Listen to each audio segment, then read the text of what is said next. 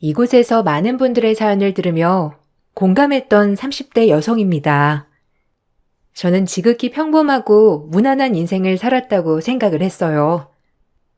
그런데 요 근래에 정말 어처구니 없는 일을 겪게 되어서 이렇게 사연을 써보게 되었답니다. 몇 개월 전까지만 하더라도 저는 프로포즈를 받고 결혼을 준비하고 있었어요. 본격적으로 결혼 준비를 했던 것은 아니었지만 오랫동안 연애를 하던 남자친구와 양가 부모님 모두 결혼을 할 것이라 생각하고 있는 상태였습니다. 예비 남편은 대학 졸업 후에 도서관에서 처음 만나게 되었어요. 저는 그때 하고 싶었던 일이 있어서 자격증 준비로 매일 도서관을 갔었는데 예비 남편은 공무원 시험을 보려고 공부를 하고 있었답니다.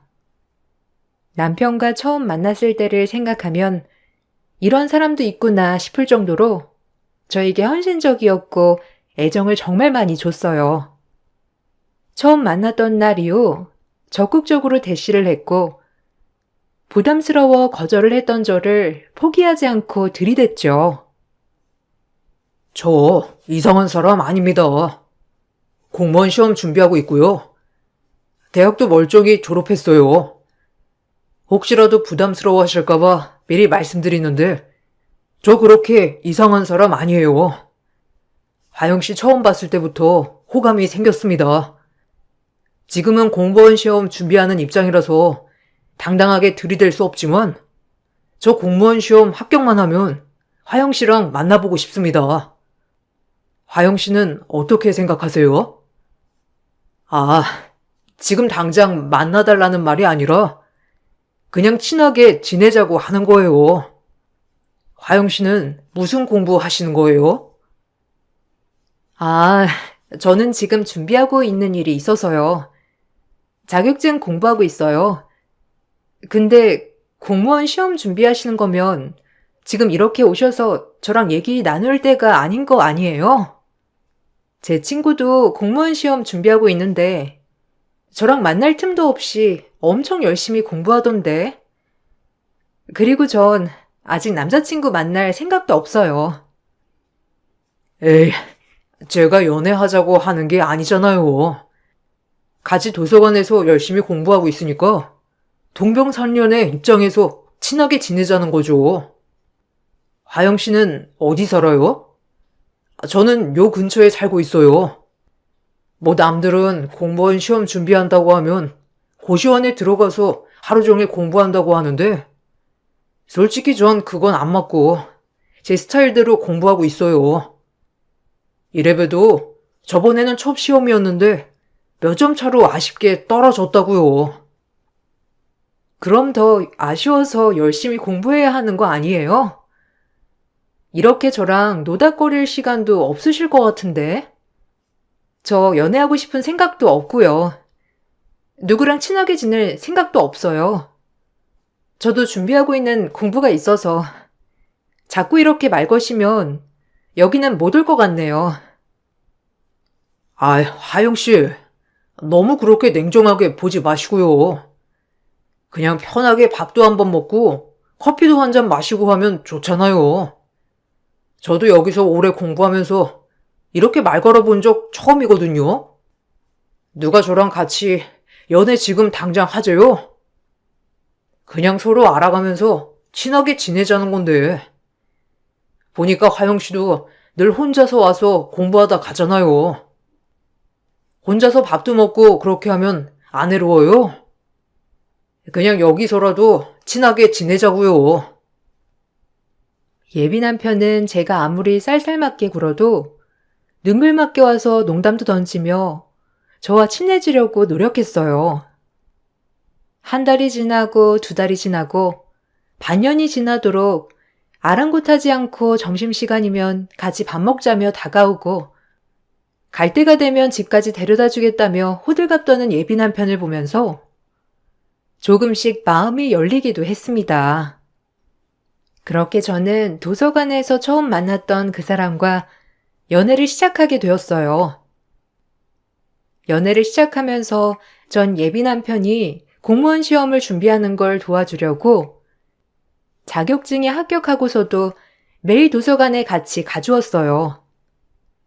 공부하는 예민한 편 옆에서 같이 공부도 하고 중요하다는 건 정리도 해주고 도시락도 싸주면서 남편을 내조했습니다. 남들처럼 달달한 연애를 했던 건 아니었기 때문에 항상 저에게 미안하다며 말을 했지만 전 그런 것도 데이트라 생각하면서 행복하게 보냈어요. 화영아, 이렇게 매일 도서관만 오는 거 지겹지 않아? 남들은 연애한다고 하면 놀이공원도 가고 바다도 가보고 여행도 가보고 그러잖아. 근데 우리는 벌써 6개월이나 사귀었는데도 어디 한 곳 가본 적도 없고 매일 이렇게 도서관만 오는데 미안해. 내가 공부하고 있으니까 너까지 이렇게 고생하는 것 같아서. 괜찮아. 원준 씨 이제 시험 얼마 안 남았잖아. 작년에 아쉽게 떨어졌다며. 이번에는 열심히 공부했으니까 잘 될 수 있을 거야. 다른 것보다 얼른 원준 씨가 원하는 시험 합격해서 그 다음에 열심히 놀 수 있었으면 좋겠어. 그러니까 미안해 하지 말고 열심히 공부해. 다른 건 내가 잘 챙겨줄 테니까 걱정하지 말고. 와, 나는 화영이 안 만났으면 어쩌을까 싶네. 처음 도서관 왔을 때부터 내가 딱 알아봤다니까. 그래도 이렇게 고생하지 말고 도서관은 안 와도 돼. 아, 그러면 아예 만날 시간이 없나? 그럼 점심 먹을 때만 와. 화영아, 내가 열심히 공부해가지고 빨리 합격할게. 합격하고 나면 여기저기 놀러도 다니고 신나게 데이트하자. 근데 오늘 점심은 뭐야? 어제는 영 부실하긴 하더라. 공부하다가 배고파가지고 집중이 잘 안 되더라고. 아니, 화영이한테 뭐라고 하는 게 아니라 좀 든든하게 먹을 수 있으면 집중도 잘 되고 좋잖아. 아, 오늘 점심? 오늘 그냥 떡갈비랑 밥이랑 싸웠는데 이것만 먹으면 부족해? 그래도 너무 배부르게 먹으면 졸린다고 해서 신경 써서 싼 건데. 부족하다고 하면 내가 좀 더 많이 싸볼게. 안 그래도 원준 씨 중간에 출출이 하는 거 같긴 하더라. 그래서 과일 좀 싸왔거든? 나중에 배고프면 그거 먹으면 되니까 말해줘. 과일? 아, 그거 화장실 많이 가서 별론데. 어쨌든 화영이가 많이 신경 쓴 것 같아서 기쁘다. 역시 화영이밖에 없어. 엄마한테도 네 얘기 진짜 많이 했다? 엄마가 그런 거 살뜰하게 챙기니까 너무 좋대. 화영이 벌써부터 엄마한테 점수 땄네? 나중에 엄마가 화영이 진짜 잘해줄 거야. 그때는 예비 남편이 준비한다는 공무원 시험 내조를 해주는 게 전 사랑이라 생각을 했어요. 매일 도서관에서 공부만 하는 남편을 보기 위해서는 같이 도서관으로 갈 수밖에 없었죠. 남편은 생각보다 집중을 잘 못했고 공부하면서 졸기도 하고 딴짓을 하기도 했어요. 그런 모습을 보던 전 불안하기도 했지만 옆에서 집중할 수 있게 도와주기도 했습니다. 점점 도시락을 싸가도 메뉴가 부실하다, 맛이 없다며 불평하는 예비 남편의 모습을 보면서 서운하기도 했지만 중요한 시험을 앞두고 있었기 때문에 예민할 수 있겠다 생각을 했어요. 그렇게 시험을 보게 되었는데 결과는 합격하지 못했죠. 전에 비해서 성적이 정말 많이 올랐지만 하나 차이로 떨어지게 되었답니다. 원준 씨, 괜찮아. 이것 봐, 하나 차이밖에 안 나잖아. 다음에는 진짜 합격할 수 있겠다. 그렇지? 저번 시험 점수랑 비교해도 진짜 많이 올랐네. 원래 공무원 시험은 장기간으로 봐야 한다잖아. 원준 씨도 그 전에 공부했던 게 아니라서 3, 4년은 공부할 생각이었다며. 너무 상심하지 마. 내가 보기에는 원준 씨 열심히 잘 본 것 같아. 아, 너무 아깝다. 하나만 맞았어도 합격하는 건데. 아니, 그러게. 내가 도서관 오지 말라고 했었잖아. 하영이 넣으면 집중도 안 되고 신경 쓰여서 내가 그런 말 했던 건데. 내가 아무리 3, 4년 계획하고 있었다고 하지만 솔직히 이번에는 합격할 줄 알았거든? 와, 근데 이렇게 성적으로 보니까 더 마음 아프네. 오늘은 친구들이랑 한잔하고 좀 쉬어야겠다. 화영아, 미안. 내가 예민해서 그냥 말이 헛나왔나 봐. 그런 식으로 말하려고 한 건 아닌데. 알지? 내가 너 만나서 더 열심히 공부하고 마음 잡았잖아. 내일부터 공부할 거거든. 근데 점심을 좀 일찍 먹으려고. 11시에는 도시락 가지고 와줘. 그래. 원준 씨도 열심히 했으니까 상심한 거 나도 알고 있어. 오늘은 푹 쉬어. 나도 그냥 가볼게. 원준 씨, 나 때문에 집중 안 되면 도시락도 그냥 가지고 안 가는 게 나을 것 같아. 괜히 내가 가서 원준 씨 집중하고 있는 거 깨트리는 거일 수도 있는 거잖아. 내가 그건 생각도 못 했네. 에이, 무슨 소리야.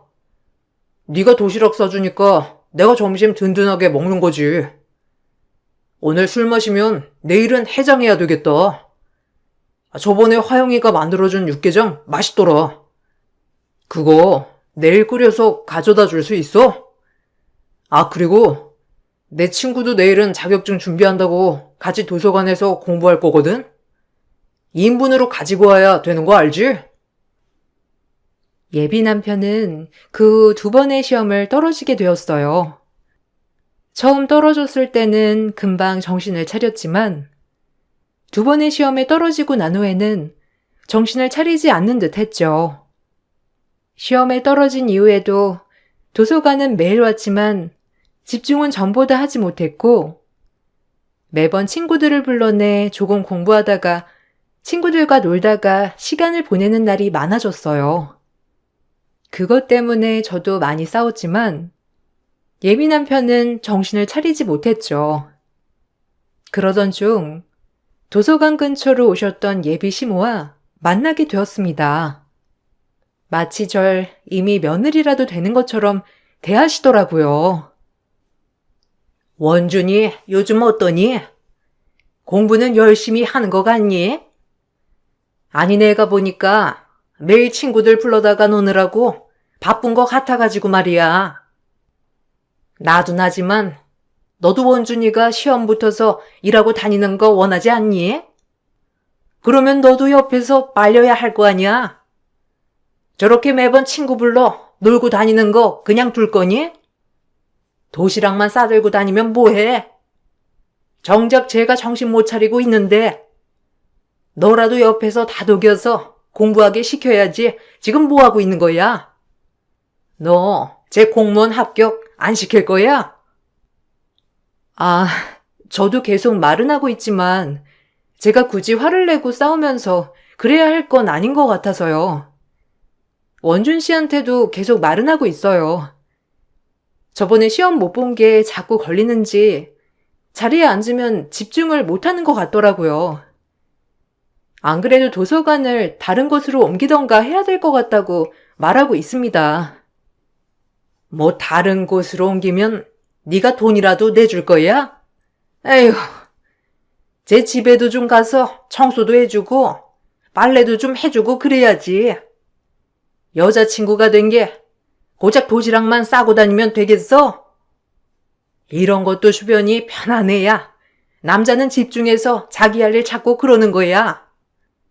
도시락만 싸주지 말고 애가 공부하고 있을 때는 가서 청소랑 빨래랑 좀 해주고 그래라. 어차피 너 원준이랑 결혼할 생각 아니니? 니들 나이도 있고 30대 되기 전에 결혼은 해야 되잖아.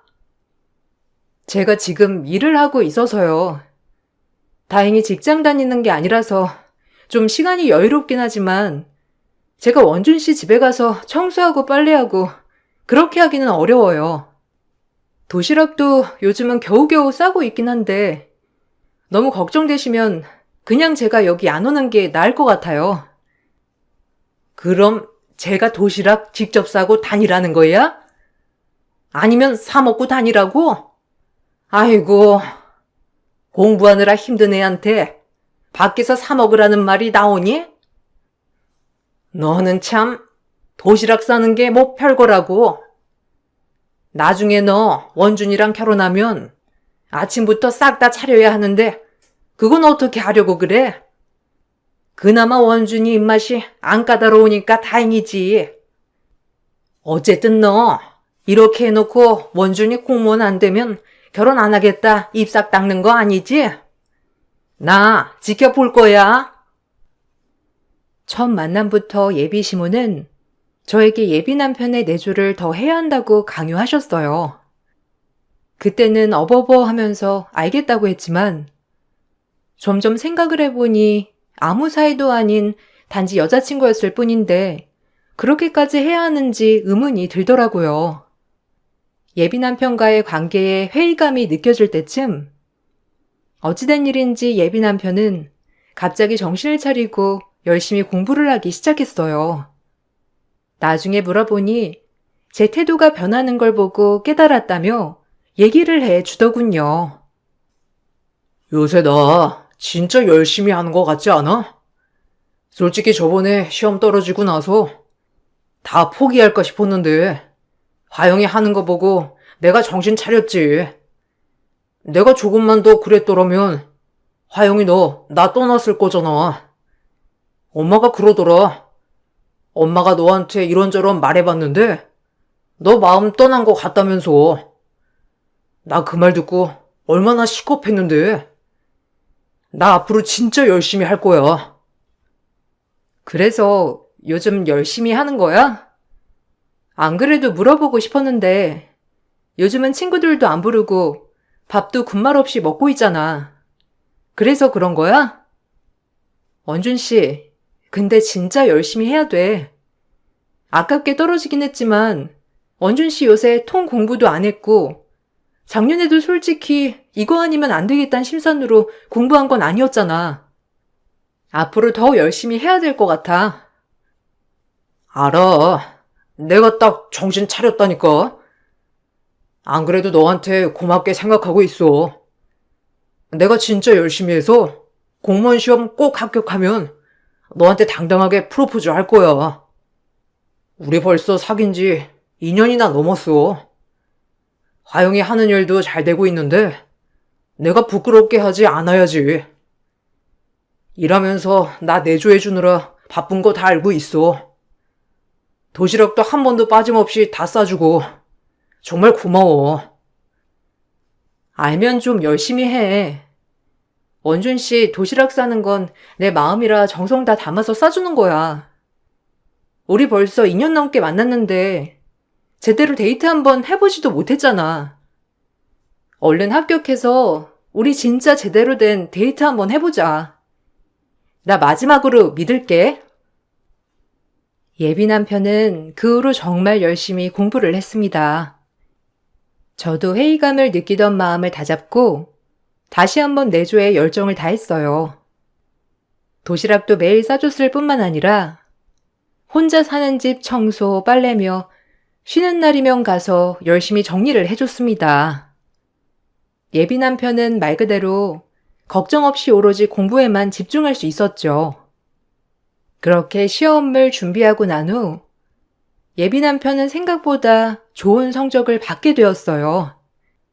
합격 소식이 들리기 전에 예비 남편은 저에게 프로포즈를 했습니다. 화영아, 우리 벌써 3년이란 시간을 함께 했어. 난 지금까지 같이 시간 보내면서 너랑 평생 함께해도 좋을 것 같다 느껴졌어. 너는 어떻게 생각해? 우리 결혼하자.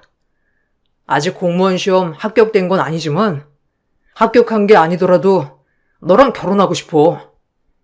시험에 합격을 하던 하지 않던 우리 결혼하자. 내가 전부터 말했잖아. 결혼한다면 너랑 하고 싶다고. 정말? 원준 씨, 나도 원준 씨랑 결혼하고 싶은 생각 당연히 있지. 이렇게 들을 거라고 생각조차 못했어.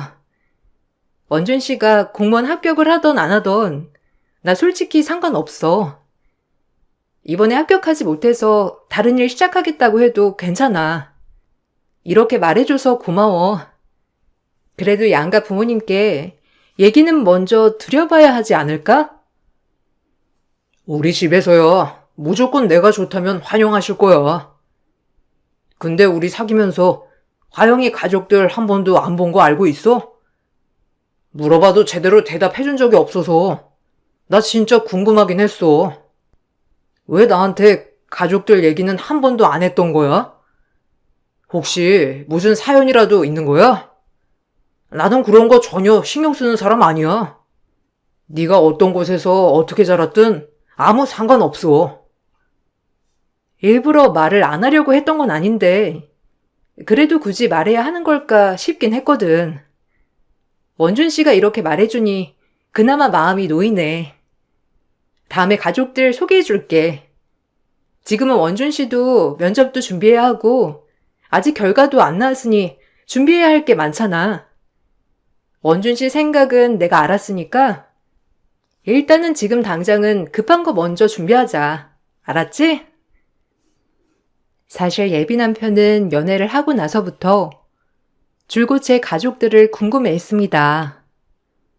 사는 곳도 저 혼자 자취를 하고 있었고 예비 남편도 매일 공부를 하다 보니 저희 가족들과 마주칠 일이 없어서 더 궁금해했죠. 숨기려고 했던 것은 아니지만 연애하는 내내 가족에 대한 얘기는 한 번도 꺼내지 않은 상황이 되었고 마치 숨긴 것처럼 보이기도 했어요. 예비 남편은 프로포즈를 하고서 가장 먼저 물어봤던 것이 가족에 대한 이야기였어요. 일단은 합격까지도 발표가 된 게 아니었기 때문에 전 공무원 시험 결과에 따라서 얘기를 해주자 생각을 하고 있었습니다. 다행히 예비 남편은 공무원에 합격이 되었어요.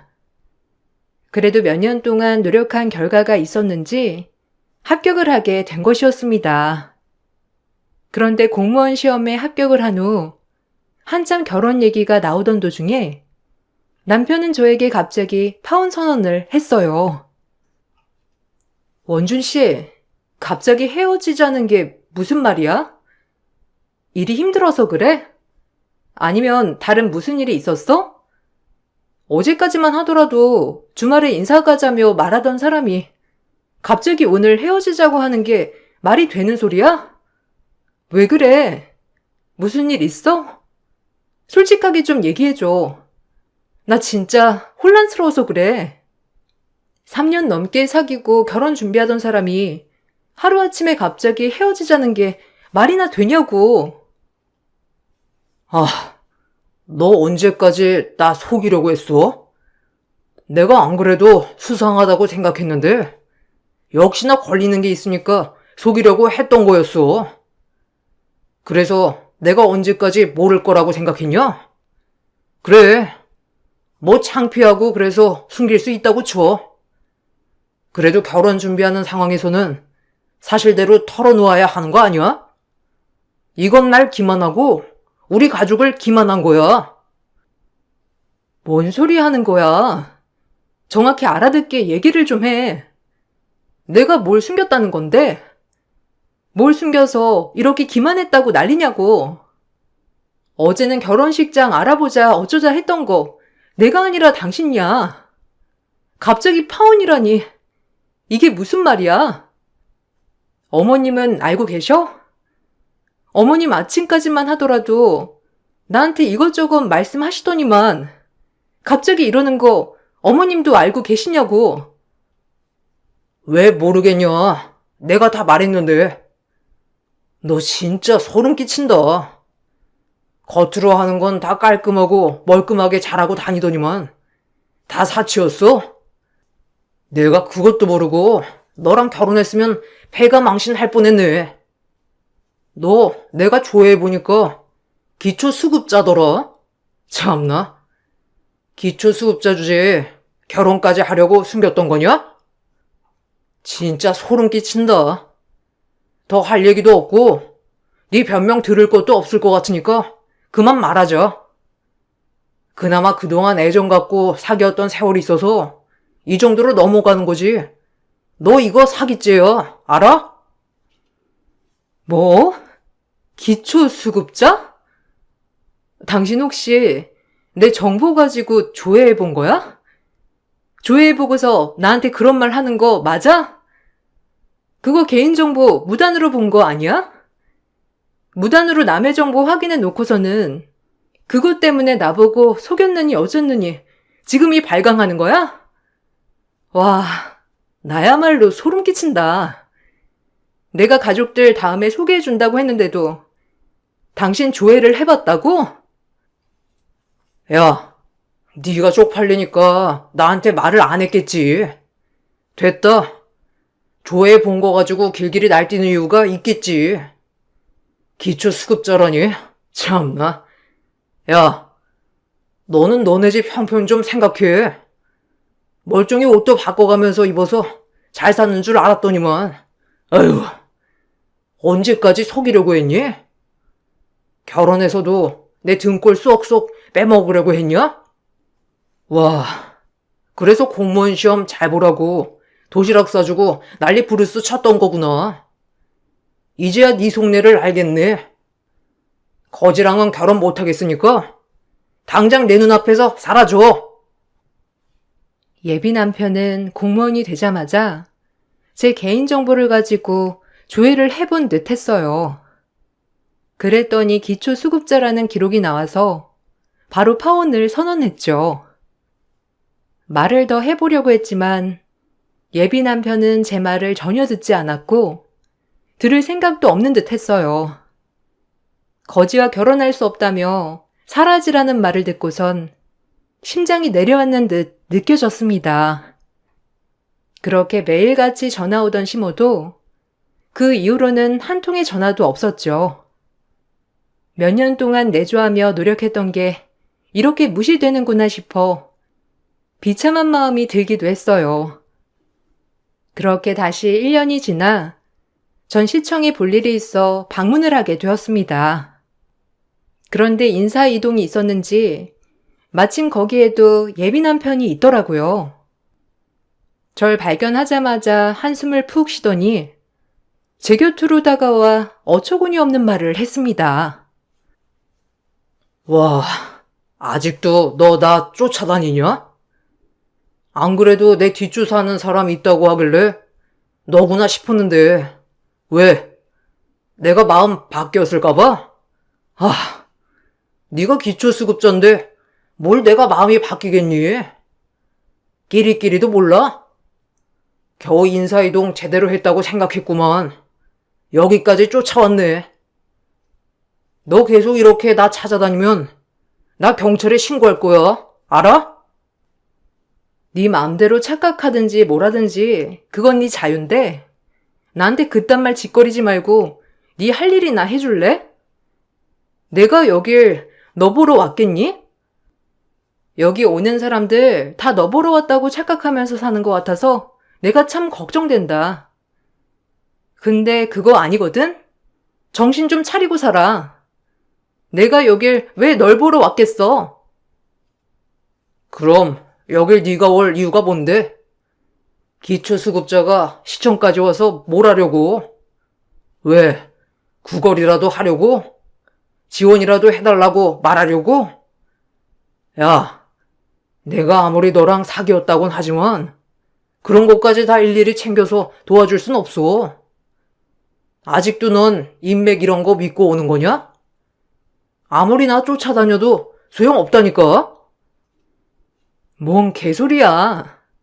너 쫓아온 거 아니라고. 나 오늘 여기서 만나기로 한 사람 있어서 온 거거든?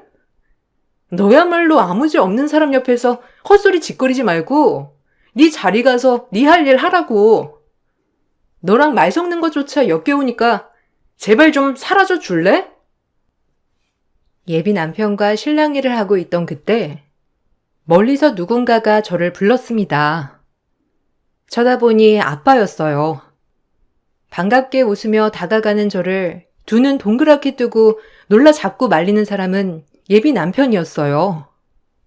예비 남편은 제가 아무도 모르는 사람에게 친한 척 한다고 생각을 했는지 소스라치게 놀라 절 말리고선 아빠 앞으로 가 넙죽 인사를 했습니다.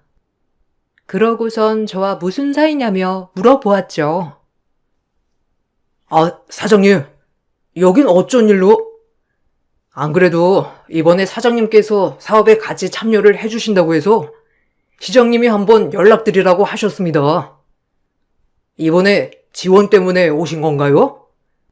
시장님께서는 업무 보시고 계셔서 잠시 기다리시겠습니까? 아, 근데 이분이랑은 어떤 사이신지? 아, 제 딸입니다. 오늘은 시장님이랑 만나뵈려고 한 게 아니라 딸이랑 처리해야 할 일이 있어서 왔어요. 그런데 저희 딸이랑 아시는 사이신가요?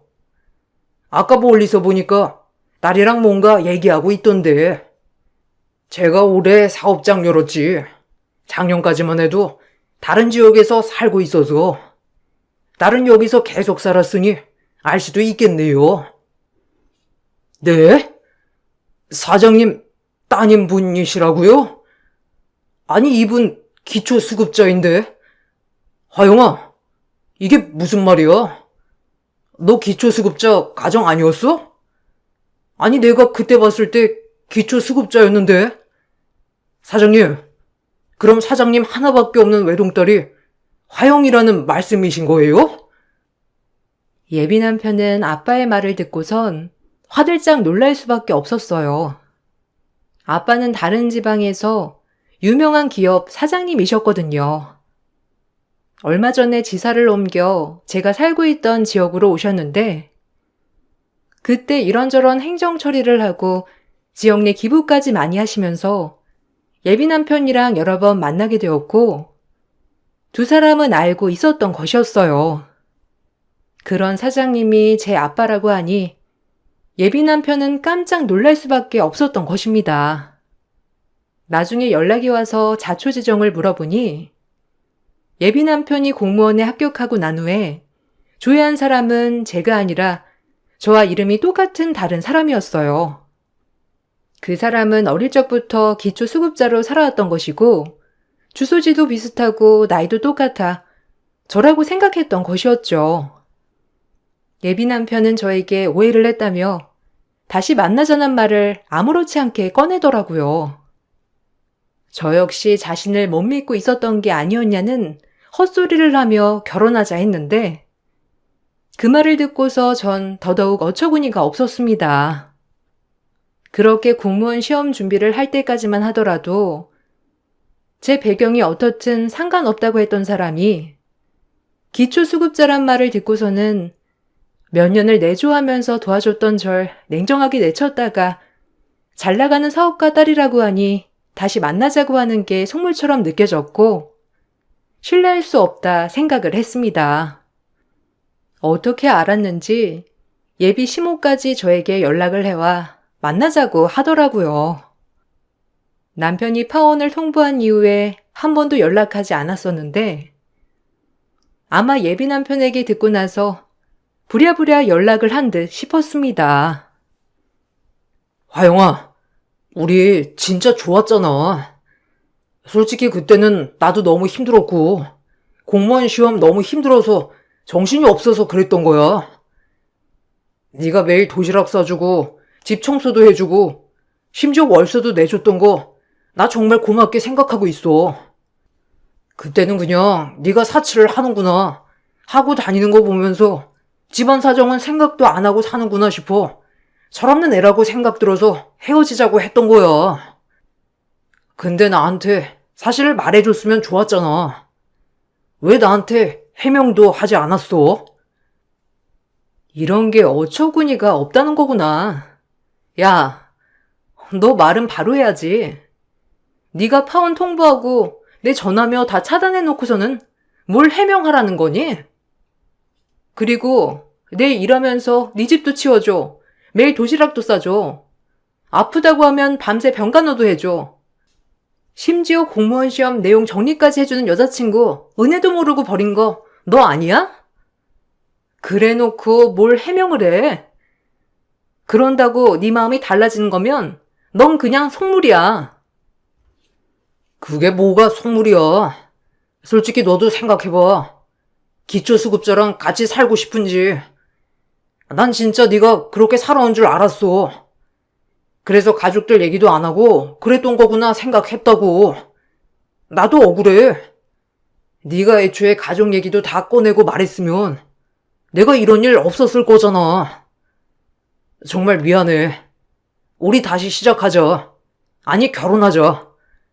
우리 결혼 준비도 하고 있었잖아. 다른 거 다 필요 없고 연애 말고 결혼하자. 헛소리 작작해. 우리 끝났고 아무 사이도 아니야. 넌 애초에 날 네 성공 도구로밖에 생각 안 한 거 아니니?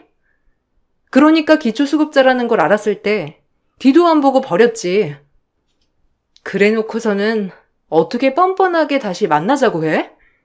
됐고, 너랑 다시 시작할 생각 없으니 제발 좀 찾아오지 마. 너 자꾸 이렇게 찾아오면 그동안 남의 정보 가지고 몰래 조회했던 거 다 신고할 거니까. 어떻게 남의 정보야. 네 정보인 줄 알고 조회했다니까. 내가 일부러 그런 게 아니라 그냥 가족을 알고 싶어서 그런 것뿐이야. 화영아, 내가 진짜 잘못했어. 너한테 잘 듣지도 않고 파혼 선언하고 잠수 탄 거 다 잘못했는데 이건 네 잘못도 있잖아. 우리 쌤쌤으로 치고 다시 시작하자. 내가 정말 잘할게. 예비 남편은 하루가 멀다 하고 집 앞에서 기다리며 빌었지만 전 그런 모습에 더 정이 떨어졌어요.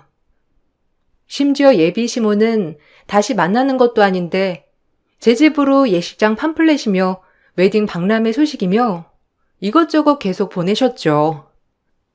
몇 년의 세월을 제가 조건 없이 내조를 해줬을 때도 부족하다 말했던 사람들이었는데 친정이 잘 산다고 들으니 한순간에 태도를 바꿔버린 사람들을 보며 기가 막히더라고요. 제가 받아주지 않자 예비 남편은 아빠에게도 찾아가 자신이 혼인을 준비하던 남자친구라며 선언을 했습니다. 놀란 아빠가 저에게 전화를 해오면서 전 그동안의 사실을 모두 친정에 알리게 되었어요. 저도 화가 났지만 저보다 더 화가 났던 건 바로 아빠셨습니다. 아빠는 참지 않고 바로 예비 남편이 사적으로 정보를 열람했다는 사실을 신고했습니다. 그 예비 남편은 징계를 받게 되었다고 하더라고요. 이후에 예비 시모가 저에게 연락을 해와 제가 다 망쳤다며 인생을 책임지라고 하셨죠. 전 그것도 모두 녹음했고 겁주는 말로 고소하겠다고 으름장을 넣었습니다. 그 다음부터는 아예 연락이 오지 않더라고요. 이후에 소식을 들어보니 예비 남편은 저와 헤어지고 소개팅이 들어오는 여자들의 정보도 다 조회를 해봤던 모양이더라고요. 다수의 내역이 존재하니 징계는 더 엄중하게 내려졌고 결국 의원 면직 처분을 받게 되었다고 해요. 몇 년의 고생으로 이뤄낸 결과를 본인 손으로 놓쳐버린 거죠. 전 혼자 일하면서 쭉 살던 동네를 떠나서 어릴 적 살던 동네로 다시 이사를 왔답니다. 지금은 그때의 상처를 모두 치유하고 너무나 편안하게 잘 지내고 있어요. 사람을 사람으로 보지 않고 배경으로 판단했던 그 사람들이 원망스럽고 밉지만 한편으로 생각해보면 더 늦기 전에 알게 된 게 다행이라 생각이 듭니다. 여러분들은 어떠신가요? 사람의 배경이 가장 중요하다고 생각하시나요? 저의 긴 사연을 들어주셔서 감사합니다. 모두들 평온한 하루 보내시길 바랄게요. 안녕하세요. 저는 얼마 전에 예비신랑과 파혼을 하게 된 30대 여자입니다. 결혼을 앞두고 이런 문제가 생겼다는 게 참 안타깝긴 하지만 그래도 결혼을 하기 전에 그 사람들에 대해 미리 알게 돼서 천만 다행이라고 생각합니다. 예비신랑과 2년 만났었는데요. 서로 일이 바빠서 거의 주말에만 보다 보니 싸우는 일은 거의 없었고 좋은 관계 유지하면서 지내왔었어요. 그러다 보니 서로 좀 더 애틋한 감정이 생기면서 자연스럽게 결혼 얘기까지 나오게 되었습니다. 2년의 시간 동안 서로를 충분히 알아갔다고 생각했어요. 그래서 결혼 얘기가 나왔을 때도 큰 거부감 없이 대화가 잘 통했고 양가 집안에 인사를 드리는 것부터 계획을 세우게 되었습니다. 저희 부모님께서는 일정이 많이 바쁘셔서 우선적으로 예비신랑 부모님을 먼저 찾아뵙기로 결정을 내리게 되었어요. 그런데 큰 무리 없이 결혼을 허락받을 수 있을 줄 알았던 제 생각과 다르게 예비시댁에서 전혀 예상 못한 전개를 맞닥뜨렸어요. 평범한 집안인 줄 알았는데 처음 느껴보는 사람들의 성격이 저를 당황스럽게 만들었습니다. 먼저 현관문을 열고 예비시댁에 들어가자마자 시부가 저를 반겨주셨는데 예비 시부의 한마디가 저를 당황스럽게 만들었어요. 보통은 초면에 가볍게 인사를 주고받는 게 보편적인데 예비 시부는 저를 위아래로 훑어보시더라고요.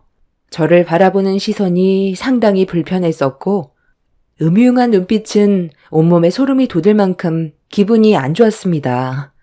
그렇게 1차적으로 시부와 인사를 나눈 뒤 구두를 벗고 거실로 들어가자 예비 신우가 저를 반겨주더라고요. 그런데 예비 신우의 첫마디를 듣는 순간 경악을 했고 제 두기를 의심할 정도로 또 한 번 충격을 받았습니다. 우리 엄마는 골반 큰 여자를 좋아하는데 오빠가 데려온 이분은 골반이 너무 작다. 솔직히 좀 실망스러운데? 오빠가 눈이 이 정도로 낮을 줄 몰랐어. 야, 오늘 처음 인사 오는 자리인데 말 좀 가려서 하지. 내가 항상 얘기했지. 여자는 입이 이뻐야 된다고 했는데 너는 입만 열면 싸구려냐? 아니, 내가 뭐 어때서. 요즘 내 또래 다들 그래. 가식적인 모습 정말 싫어하거든. 뭐든 솔직한 게 좋은 거지. 그래야 본인도 뭐가 문제인지 아는 거잖아. 그건 너 생각이지. 생각 없이 뱉은 한마디에 상대방은 상처를 받을 수 있다는 거 몰라? 내가 봤을 때 너는 평생 결혼은 못할 것 같다. 너 같은 성격 누가 받아주겠냐? 지금부터 입도 뻥끗하지 말고 그냥 가만히 있어. 오늘 우리 집에 온 손님이야. 쓸데없이 한마디만 더 하면 가만 안 둔다. 예비 신우의 입은 상당히 거침이 없었어요. 생각하고 있는 걸 필터링하지 않고 그냥 입 밖으로 뱉었습니다. 살면서 처음 본 성격이라 많이 당황스러웠었죠. 그런데 예비 시부와 신우는 약과였어요. 예비 시모가 주방에서 앞치마를 두르고 걸어 나오는 순간 경악을 금치 못했습니다. 저에게 앞치마를 던지면서 뒤집게도 건네주더라고요. 얼떨결에 받았는데 예비 시모가 저에게 건넨 한마디는 요리를 못하면 결혼을 허락해 줄 수 없다면서 당장 주방으로 따라 들어오라면서 먼저 들어가시더라고요. 예비 신랑은 무슨 첫날부터 얼굴을 보자마자 주방으로 들어가냐고 목소리를 높였지만 이미 예비 시모는 주방에서 나오지 않고 한창 음식을 만들고 있어서 안 들어갈 수가 없었어요. 그렇게 예비 시모 옆에서 시키는 대로 도와드리면서 음식을 만들기 시작했는데 예비 시모가 앞치마를 벗더라고요. 그리고 의자에 앉더니 저보고 음식을 만들어 보라면서 시키셨습니다. 하나같이 멀쩡한 사람이 없는 것 같아 당황스러웠고 앞치마를 두르고 있는 제 자신을 보니 이게 뭐 하는 짓인가 싶더라고요. 저는 그냥 간단하게 인사를 드리러 온 것뿐이었는데 결혼식도 하지 않은 저에게 일을 시키는 시모의 행동이 어이가 없었지만 그렇다고 실은 내색하기에도 그래서 그냥 예비 시모가 시키는 대로 음식을 만들었어요. 그렇게 땀 흘리면서 힘들게 음식을 만든 뒤에 자리에 앉아 겨우 식사를 할 수가 있었어요. 그리고 시작된 질문 공세에 음식이 입에 들어가는지 코에 들어가는지 모를 정도로 정신이 없었습니다. 이 정도 음식이면 그래도 내 아들 굶기지는 않겠네. 그런데 내가 듣기론 사업을 한다고 들었는데 돈벌이가 꽤 된다면서 요즘도 내 일이 그렇게 잘 되나? 아유, 말도 마. 손님이 줄지어 들어온다던데? 나도 조만간 가서 관리 좀 받아야 되겠다. 그렇게 해도 되는 거죠? 오늘 인사 온 거 우리 오빠랑 결혼하려고 온 거면 이제부터 식구나 다름없는 거지. 안 그래요? 우리 엄마는 좋겠네. 그래도 매번 관리받을 수 있잖아. 내일이 은근 비싸다니까. 오빠랑 결혼하면 새언니한테 용돈도 받을 수 있는 건가? 밥부터 좀 먹으면 안 될까? 아, 오늘 다들 왜 그래? 가볍게 인사만 하려고 온 건데 왜 이렇게 부담을 줘요? 엄마 때문에 이러다 결혼도 못하겠어. 나도 며느리 덕 좀 봐야지. 남자들도 관리받으러 자주 오나? 나도 이참에 며느리한테 관리 좀 받아볼까? 용돈도 좀 받고 그래야 살맛나지 않겠어? 예비시댁에 인사를 오자마자 남자친구와 결혼하고 싶은 생각이 싹 사라져 버렸어요. 제가 네일숍을 운영하고 있긴 하지만 손님이 그렇게 많은 것도 아닌데 남자친구가 너무 과장되게 얘기를 해놓은 상태였어요. 예비시댁에 들어오면서부터 계속 난감한 상황만 발생이 되고 있어서 기분이 상당히 안 좋았어요. 처음에는 그래도 웃으려고도 했었는데 예비시댁이 손님을 대하는 행동이 상식 이하인 것 같아 표정 관리가 안 되기 시작했고 더는 있고 싶지도 않았습니다. 그렇게 억지 웃음을 보이면서 시간을 보낸 뒤 겨우 인사를 드리고 빠져나올 수 있었는데 저를 집에까지 바래다 주겠다고 따라 나온 예비신랑과 현관문을 나서자마자 곧장 공원으로 향했어요. 이 문제에 심각하게 대화를 해야만 되는 상황이었습니다. 예비신랑은 제가 어떤 감정 상태였는지 전혀 눈치를 못 채고 있었어요. 아까 우리 집에서 화난 거 있었어? 갑자기 표정 관리 안 되는 거 보니까 나도 난감하더라고. 그래도 최대한 좋게 풀어보려 했는데 네가 급격하게 말수가 적어지다 보니까 우리 엄마가 많이 불편해하는 것 같더라. 그래도 우리 가족들 상당히 밝고 괜찮지? 다들 솔직해서 그렇지. 성격은 정말 좋아. 너는 분위기 파악이 전혀 안 돼? 내가 왜 기분이 안 좋은 것 같아? 거짓말은 하지 말았어야지. 너무 과장되게 얘기해서 내가 할 말을 잃었잖아. 내일 봤는데 무슨 줄까지 선다고 그래. 나에 대해 좋게 얘기해 주려 했던 건 고마운데 너무 과장되게 얘기하면 실망도 크다는 거 몰라? 네일숍에 왔다가 파리만 날리는 모습 본다면 얼마나 실망을 하시겠어. 그리고 당신 가족들과 나는 성격이 너무 안 맞는 것 같아. 내가 항상 하는 말이 뭐야? 오버하지 말라고 했잖아. 이제 어떻게 할 거야? 당신 가족들 전부 내가 일하는 곳으로 온다잖아. 가볍게 인사하러 왔다가 상처만 받고 돌아가는 것 같아. 나 솔직히 이번에 당신 가족들 보고 결혼에 대해 다시 생각해 보려고. 나는 차분하고 상식이 통하는 집안 사람들과 결혼하고 싶지. 좀 전에처럼 상대방에 대한 배려도 없이 말 함부로 하는 거 너무 서운했어. 우리 관계 다시 진지하게 생각해보자. 나 지금 너무 놀라서 진정 좀 시켜야 할 것 같으니까 그만 집으로 돌아가. 나중에 전화할게. 우리 집안 그렇게 특이하지 않아. 순수해서 말을 걸러서 하지 못하는 것뿐이지. 너한테 나쁜 감정 전혀 없으니까 일단 진정하고 기분 좀 가라앉혀. 아무리 좋게 생각해 보려 해도 납득이 되지 않았어요. 예비신랑은 자기 가족을 안 좋게 바라보는 게 싫었는지 애써 포장을 하려 했지만 제 기분이 달라지는 건 없었어요. 그날 이후 결혼에 대해 다시 고민을 하게 되면서부터 예비신랑에 대한 마음도 변화되기 시작했습니다. 제가 예전과는 다른 모습을 보이자 예비신랑은 결혼을 하지 못할까봐 걱정스러웠는지 보통은 주말에만 만났는데 평일에도 늦은 시간에 네일숍에 찾아왔어요. 최대한 분위기를 반전시켜 제 기분을 풀어주려고 많은 노력을 기울였습니다. 예비신랑에 대한 감정이 완전히 접힌 건 아니었기 때문에 저에게 지속적인 모습을 보여주면서 조금씩 안 좋았던 감정이 풀리기 시작했어요. 그렇게 어느 정도 화가 가라앉게 되자 다시 진지하게 대화를 이어나갔고 앞으로 어떻게 시댁 식구들을 대할지 고민을 털어놨어요. 예비 신랑은 자기가 알아서 다 한다고 저보곤 전혀 신경 쓰지 말라고 얘기했지만 분명 똑같은 일이 반복이 될 게 뻔해 보였어요. 예비 신랑이 시댁 식구들의 문제점에 대해 설명한다고 해서 달라질 것 같지는 않았어요. 그래서 이런 문제에 대해 친정엄마와 진지하게 대화를 해봤는데 엄마도 예비 신랑을 한번 보고 싶다며 조만간 시간을 잡을 테니 그때 얼굴 보면서 밥이나 한 끼 하자고 하길래 부모님께서 저녁에 시간이 되는 날로 일정을 잡게 되었습니다.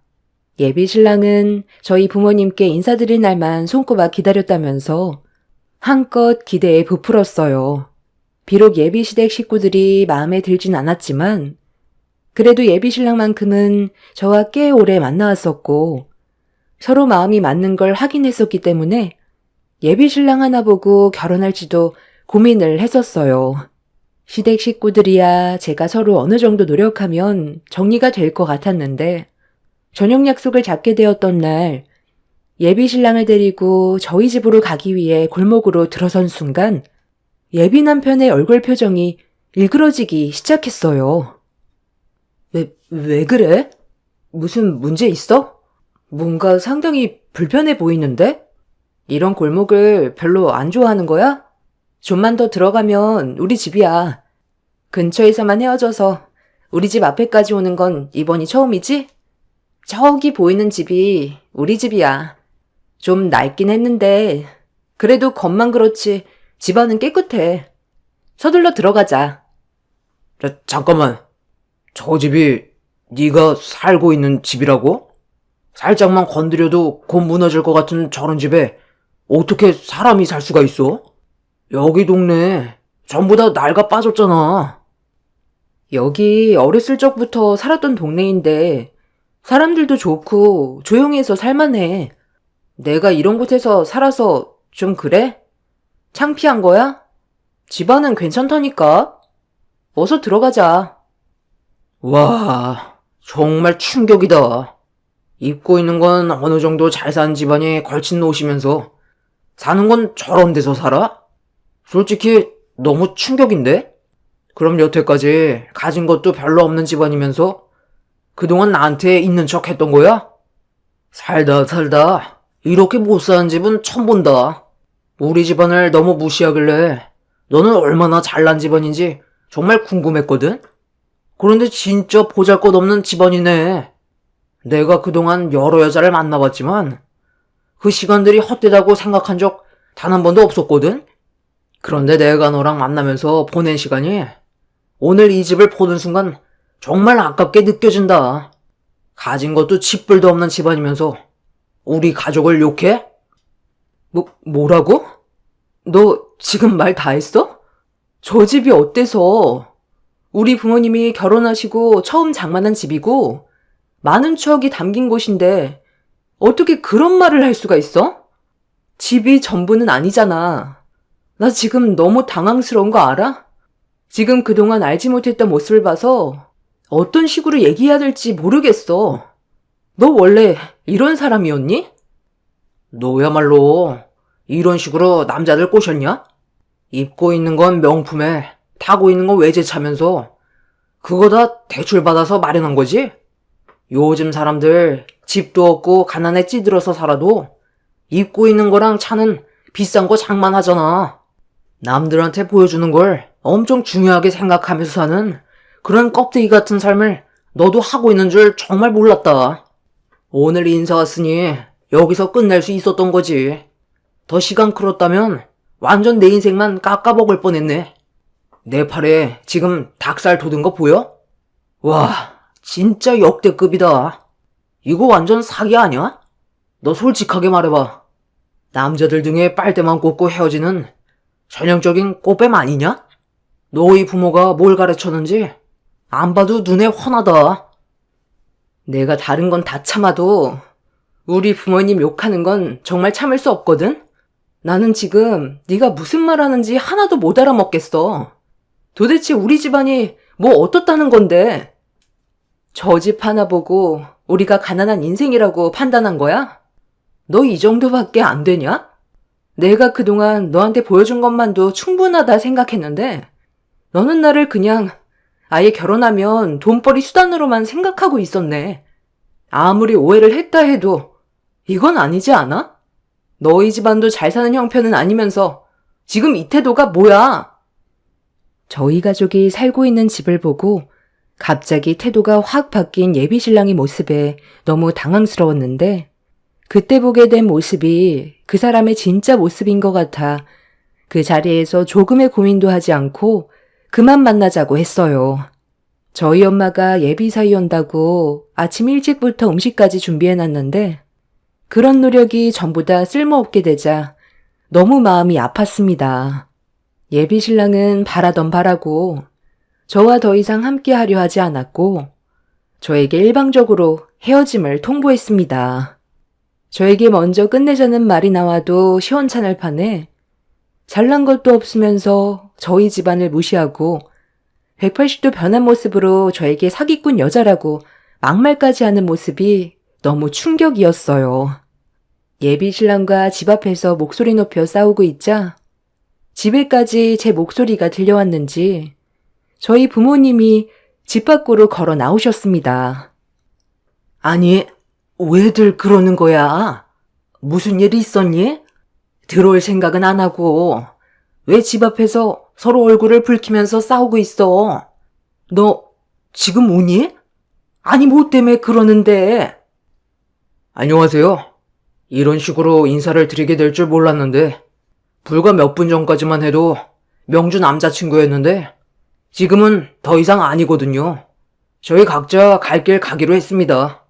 어차피 서로 성격 차이도 있지만 집안 차이가 너무 심해서 제가 부모님한테 어떻게 설명을 드려야 할지 정말 모르겠더라고요. 이런 낡아 빠진 집에서 살고 있는데 저희 부모님한테 어떻게 포장을 내서 말씀드려요.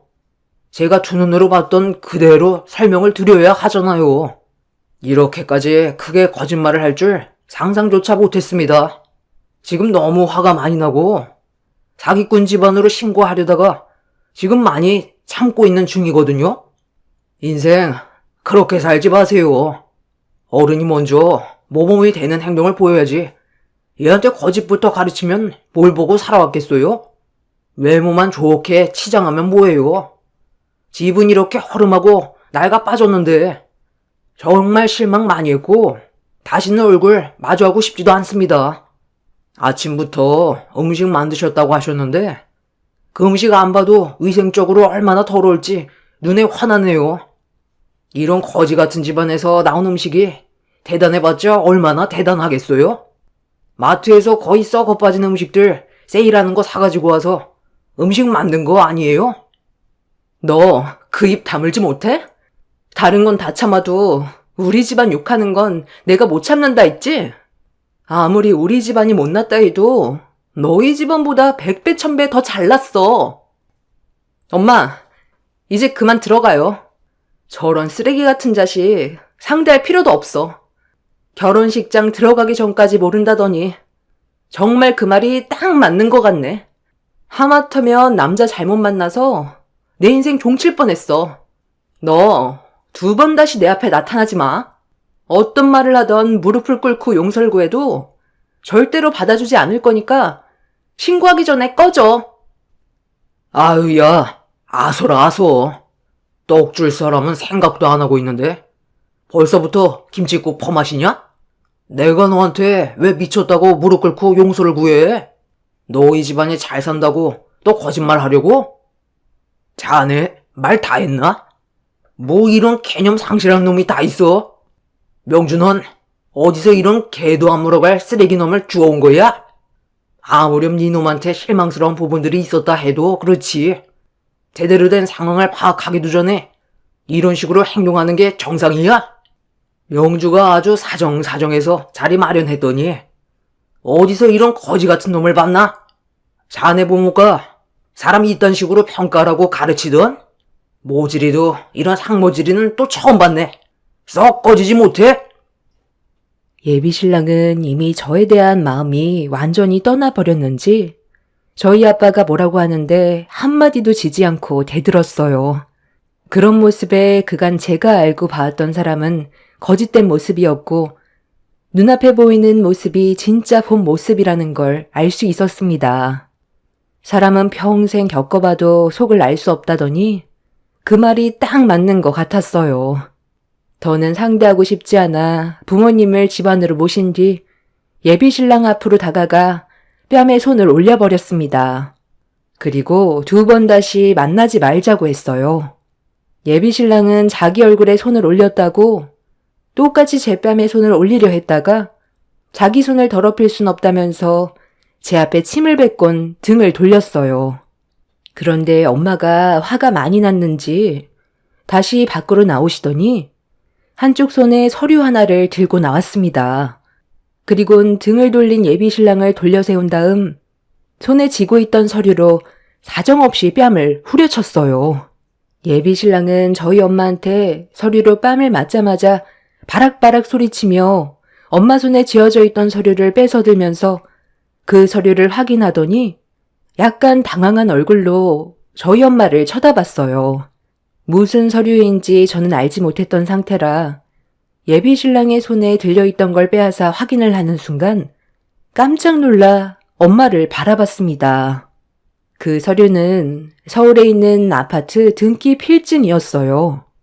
상당히 고가의 아파트라 이름만 들어도 부동산에 조금만 관심이 있으면 알 수 있는 그런 아파트였죠. 엄마는 당황한 예비신랑을 보면서 낮게 깔린 목소리로 한마디 하게 되었습니다. 자네, 그 서류가 뭔지 대충 알지?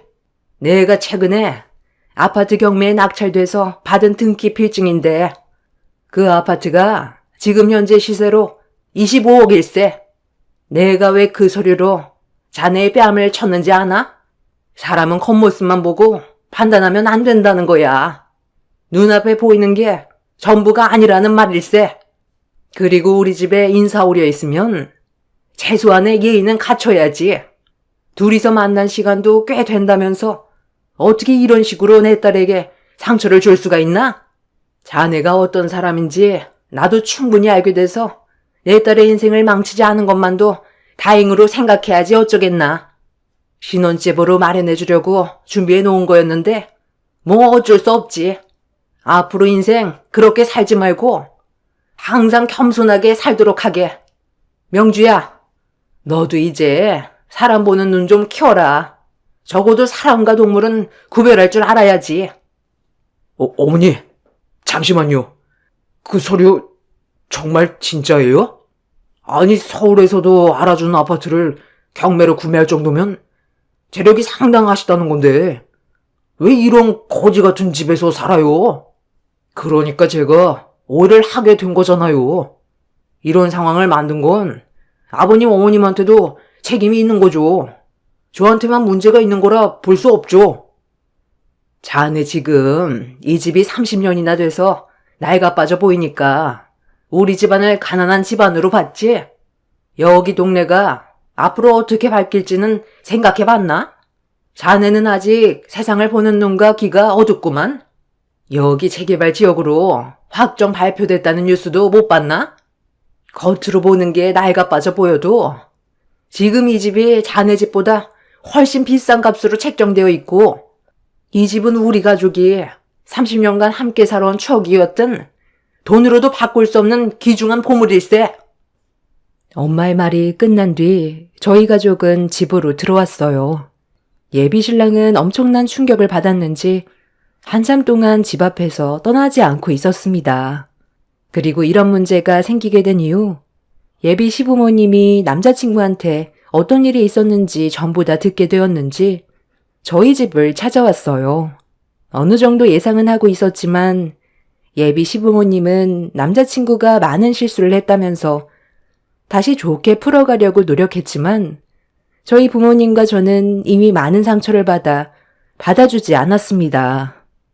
예비 시모는 자기 아들이 한 행동에 대해 많이 뉘우치고 있다면서 한 번만 살려달라고 싹싹 빌었지만 저희 부모님은 조금의 망설임도 없이 문을 닫아버렸습니다.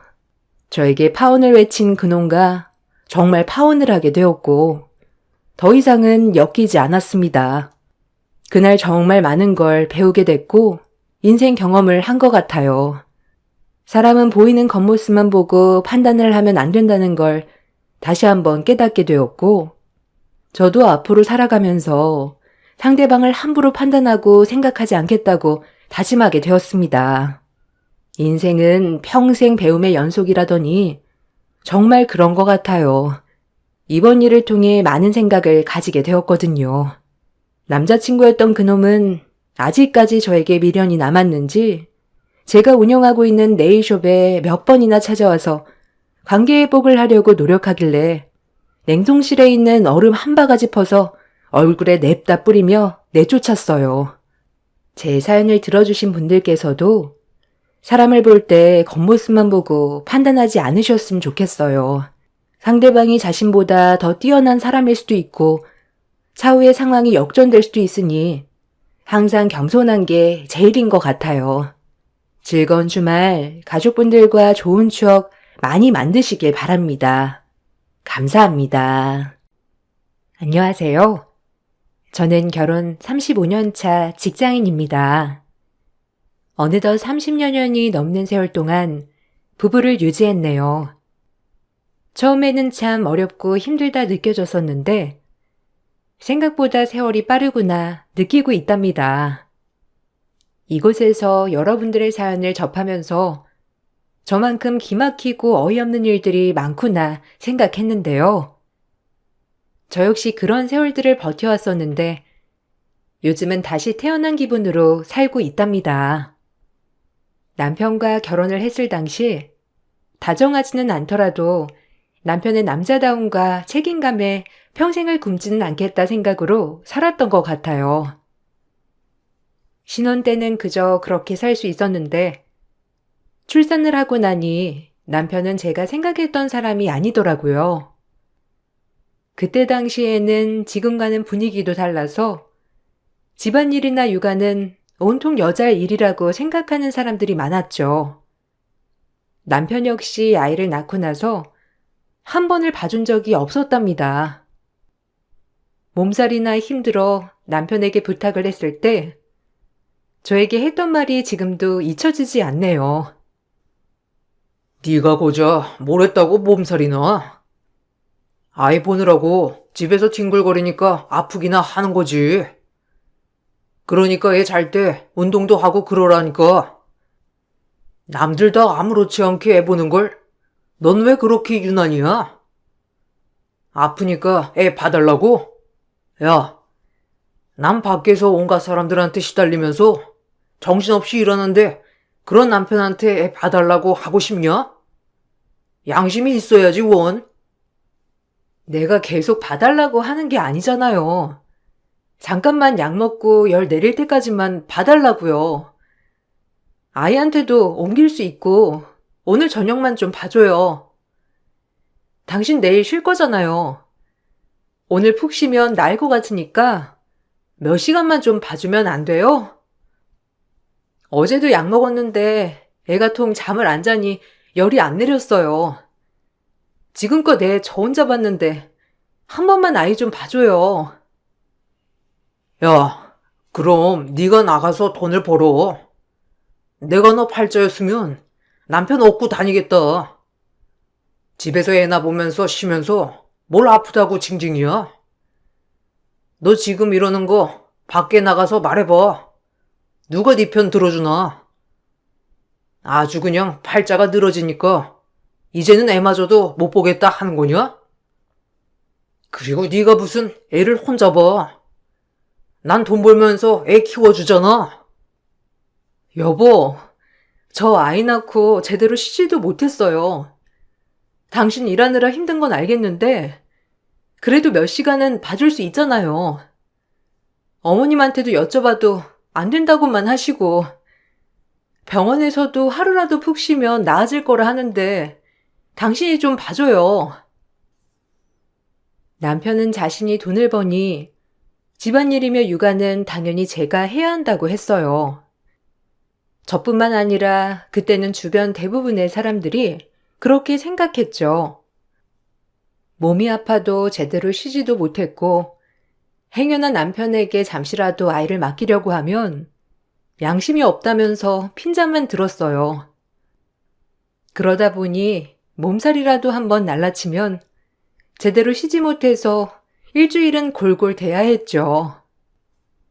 힘도 제대로 못 써 비실비실대는 저를 보면서 남편은 도와주기는커녕 건강한 여자라 결혼했는데 사기 결혼이라며 저를 탓하기만 했어요. 그렇게 막말을 퍼부어도 아이를 봐주지는 않았습니다. 시부모는 시집살이를 하진 않았지만 그렇다고 해서 도움을 주는 것도 아니었어요. 오로지 집안에서 전 집안일과 아이를 보며 살기만 했어요. 남편은 사업을 하고 있었는데 사업체가 바쁜 것도 아님에도 매일 술자리를 갖느라 정신이 없었죠. 낮부터 술자리에 만취해 집에 온 적도 많았고 밖에서 싸움이나 합의금을 물어줘야 할 때도 많았어요. 거기다가 술 약속에서 만난 여자들이랑 어울려 다니기도 했죠. 하루에도 100번도 넘게 남편과 헤어지고 싶었지만 전 기댈 수 있는 친정이 없었습니다. 거기다가 그때 당시는 일도 하지 않았기 때문에 꿋꿋이 참아가며 버티는 것이 방법이라 생각했어요. 아이가 5살이 될 즈음 아이는 자신은 언제 가족과 놀러 가냐며 하는 말에 전 문득 남편과 함께 놀러 나가본 적이 없다는 걸 깨달았어요. 그래서 남편에게 주말에 아이와 놀러 가자고 말을 꺼낸 적이 있었는데 그때 정말 크게 화를 내더라고요. 내가 주말까지 놀면 누가 돈 버냐? 너랑 자식 키우느라고 뼈 빠지게 고생하는 건 보이지도 않냐? 뭐? 가족여행을 가자고? 너는 진짜 태평해서 좋겠다. 별 생각 없이 사니까 지금 우리가 잘 살고 있는 것 같지? 그렇게 현실을 몰라서 무슨 일을 한다는 거야. 놀러 가전 헛소리 하지 말고 집안일이나 똑바로 해. 아니, 다른 사람들은 주말이면 가까운 곳이라도 놀러 간다는데 좀 너무한 거 아니에요? 아이가 유치원에서 자기만 가족 사진도 없고 놀러도 안 간다면서 얘기하는데 당신은 미안한 마음도 없어요? 하다못해 여기 근방에 있는 놀이터라도 한번 가줄 수 있잖아요. 내가 무슨 해외여행을 가자는 것도 아니고 아이 위해서 나가자는 건데. 네가 놀아주면 되잖아. 왜 갑자기 이 난리야? 쓸데없이 아줌마들이랑 어울려 다니니까 헛소리나 하고 있지. 집안일이나 똑바로 해. 돈 한 푼 안 벌면서 무슨 바라는 건 이렇게 많아? 원래 남편은 밖에서 돈 벌고 아내가 집안일 다 하는 거야.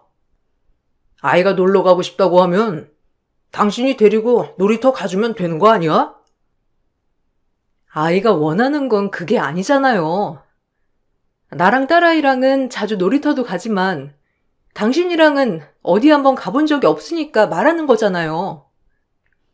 당신 지금이야 아이가 어려서 못 느끼지만 나중에 아이가 크면 당신이랑 무슨 추억이 있겠어요. 나조차고 이러는 거 아니니까 당신도 주말에 쉴 때 아이랑 근처라도 놀러 같이 가요. 쓸데없는데 힘쓸 시간도 없어. 그럴 시간에 거리차 한 곳이라도 가서 접대해야 하는데 뭔 소리 하고 있어? 하여튼 사회생활 한번 안 해본 티가 여기서 난다니까. 그렇게 애랑 놀고 싶으면 당신이나 실컷 놀아. 안 그래도 거래 안 늘어서 답답해 죽겠구먼. 무슨 놀러 가자는 태평한 얘기가 어떻게 나와? 현실 감각하고는 에휴. 남편에게 근처 놀이터라도 가자고 말을 했지만 남편은 절대 그럴 수 없다면서 오히려 저를 현실 감각 없는 사람이라며 비아냥댔죠. 전 아이에게 그 흔한 아빠와 추억 하나 없다는 게 미안하고 안쓰러웠어요. 아무리 가부장적이라고 하더라도 아이에게는 그렇지 않을 거라고 생각을 했는데 남편은 마치 자신의 몫을 다하는 양 행동했습니다. 오로지 돈을 버는 것이 가장으로서 최선을 다하는 것이라 말을 했어요. 남편은 사업을 하면서 접대를 한다며 매 주말마다 정신없이 외출을 했죠. 그렇게 밖에서 쓰는 돈이 많아도 사업 거래는 늘어나지 않았어요. 정말 거래를 하기 위해서 접대를 하기보다는 본인이 놀기 위해서 접대를 하기 때문이었던 것 같아요. 사업이 잘 되지 않으니 남편은 그 스트레스를 집에서 풀었고 조금이라도 자신의 심기를 건드리는 날에는 온갖 짜증과 화를 내기도 했습니다. 아이가 초등학교 들어가기 전 저는 소일거리라도 해보려고 했지만 남편은 바람 피우려 하는 거 아니냐며 절대로 안 된다고 반대했어요. 그런데 초등학교에 가고 나서도 남편은 생활비 30만 원만 주고 더 주지 않았습니다. 저축도 해야 하고 아이에게 쓸 돈도 많다며 더 달라 하니 돈도 안 버는 사람이 돈 욕심만 낸다며 말을 하더라고요. 너 쓸데없는데 돈 쓰고 다니는 거 아니야? 어디 딴 놈한테 돈이라도 퍼주고 있냐? 아니 내가 돈을 안 주는 것도 아니고 뻔히 돈을 주는데도 무슨 모자란다는 거야?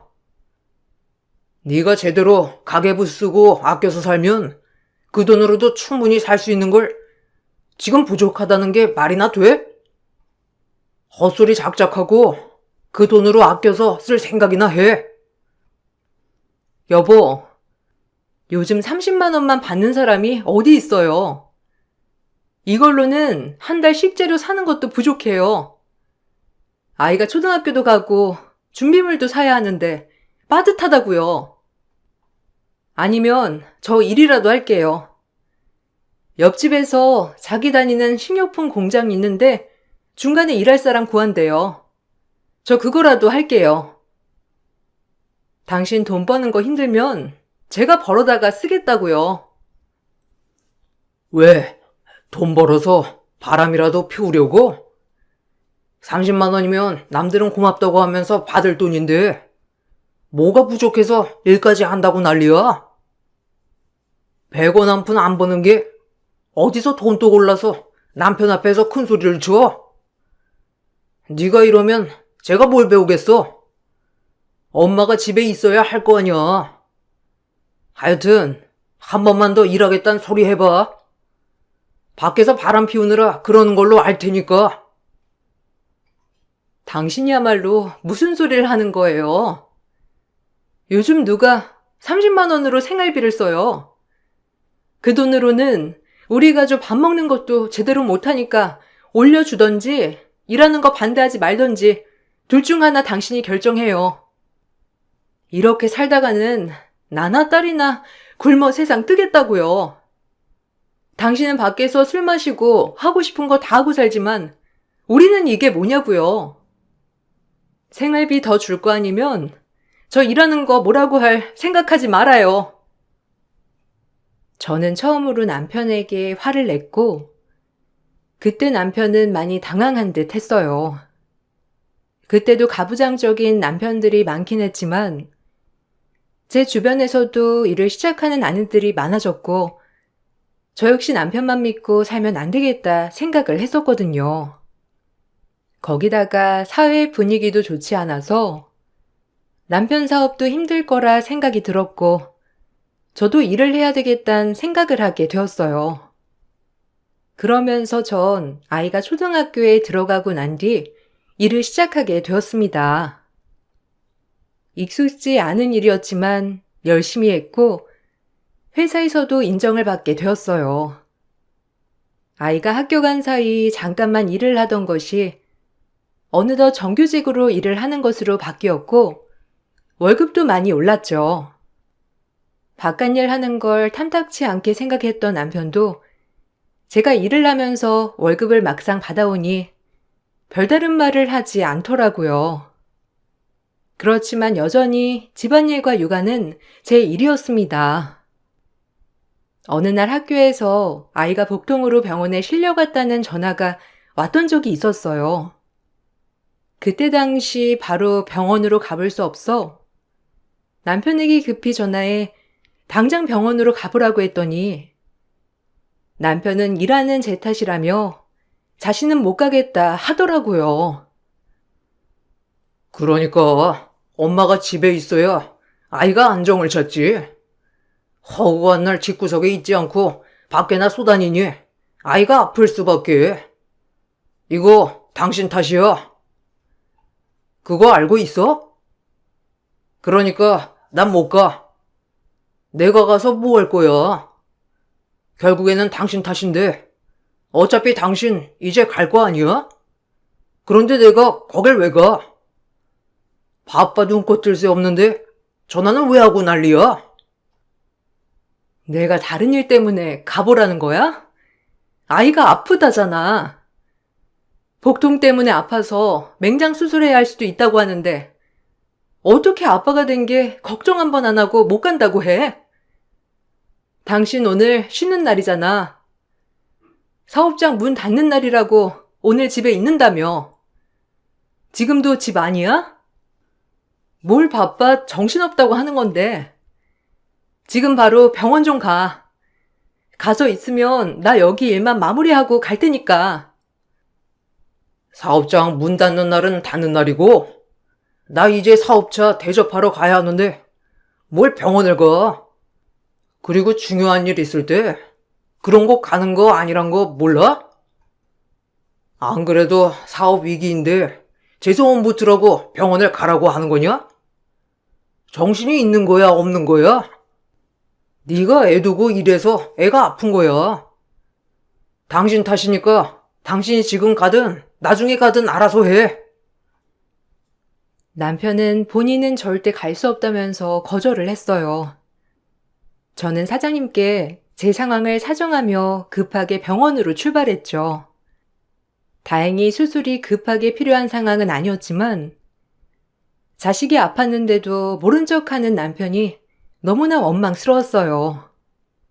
처음에는 정말 중요한 약속이 있나 싶었는데 알아보니 그날도 친구들과 술자리가 있어 가지 않았던 거였더라고요. 남편에게 있던 정 없던 정 모두 다 떨어지는 순간이었죠. 그래서 전 남편에게 이날 이후 이혼을 하자고 선언했었습니다. 그런데 남편은 제가 그렇게 말을 해도 콧방귀도 안 끼더군요. 오히려 딸 팔자를 제 팔자처럼 만들려고 작정했다며 자식 생각은 추호도 안 하는 엄마라고 절 탓했어요. 뭐? 이혼? 이래서 우리 집에서 널 반대했던 거야. 부모 이혼에 제대로 된 가정에서 자라지도 않은 애가 가정 꾸리면 얼마나 잘 꾸리겠냐면서 다들 말렸는데, 아휴, 내가 그 말만 들었어도 넌 책임감이라는 게 있기나 한 거냐? 왜? 딸 팔자도 네 팔자랑 똑같이 만들려고?